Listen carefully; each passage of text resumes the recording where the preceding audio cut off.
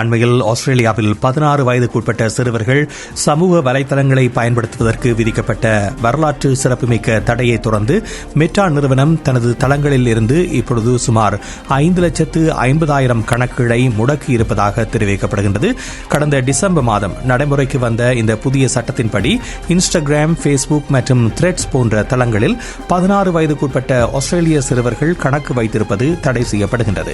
இந்த சட்டத்திற்கு இணங்கும் வகையில் அதன் முதல் வாரத்திலேயே மெட்டா நிறுவனமானது இன்ஸ்டாகிராமில் இருந்து 3,30,639 கணக்குகளையும், ஃபேஸ்புக்கில் இருந்து 1,73,497 கணக்குகளையும், த்ரெட்ஸ் தளத்தில் இருந்து 39,916 கணக்குகளையும் முடக்கியிருப்பதாக தெரிவித்திருக்கின்றது.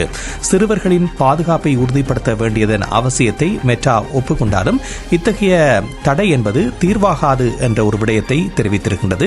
இதற்கு பதிலாக ஆப் ஸ்டோர் மட்டத்திலேயே வயது சரிபார்ப்பை செய்வது மற்றும் பெற்றோரின் அனுமதிக்கு விதிவிலக்கு அளிப்பது போன்ற மாற்று நடவடிக்கைகளை எடுக்குமாறு ஆஸ்திரேலிய அரசாங்கத்தை மெட்டா வலியுறுத்தியிருக்கின்றது. இதுவே அனைத்து செயலிகளுக்கும் பொருந்தக்கூடிய ஒரு நிலையான பாதுகாப்பை வழங்கும் என்றும் அந்த நிறுவனம் ஆலோசனை வழங்கியிருக்கின்றது. பெற்றோரின் அனுமதிக்கும் வாய்ப்பளிக்காத ஆஸ்திரேலியாவின் இந்த சட்டம் உலகிலேயே மிகவும் கடுமையானதாக பார்க்கப்படுகிறது. இது பெற்றோர்கள் மத்தியில் பெரும் வரவேற்பை பெற்றிருப்பதோடு பிரிட்டன் போன்ற நாடுகளும் இதை பின்பற்ற ஆர்வமாக இருப்பதாகவும் தெரிவிக்கப்பட்டிருக்கின்றது. இருப்பினும் தொழில்நுட்ப வல்லுநர்கள் சில தகவல்களை தெரிவித்திருக்கின்றார்கள். இது மனநல ஆர்வலர்கள் மத்தியிலும் சில கவலைகளை எழுப்பியிருப்பதாக தெரிவிக்கப்படுகிறது. சிறுவர்கள் தொழில்நுட்ப குறைபாடுகளை பயன்படுத்தி இந்த தடையை எளிதில் மீறக்கூடும் என்ற ஒரு விடயத்தை குறிப்பிடுகிறார்கள். அத்தோடு தனிமையில் வாழக்கூடிய சிறுவர்கள் அல்லது சமூக தொடர்புகள் தேவைப்படக்கூடிய மாற்றுத்திறனாளி சிறுவர்கள் மற்றும் ஒடுக்கப்பட்ட சமூகத்தைச் சேர்ந்தவர்களுடைய இணைய தொடர்பை இது துண்டிப்பதாக குற்றச்சாட்டு எழுந்திருக்கின்றது.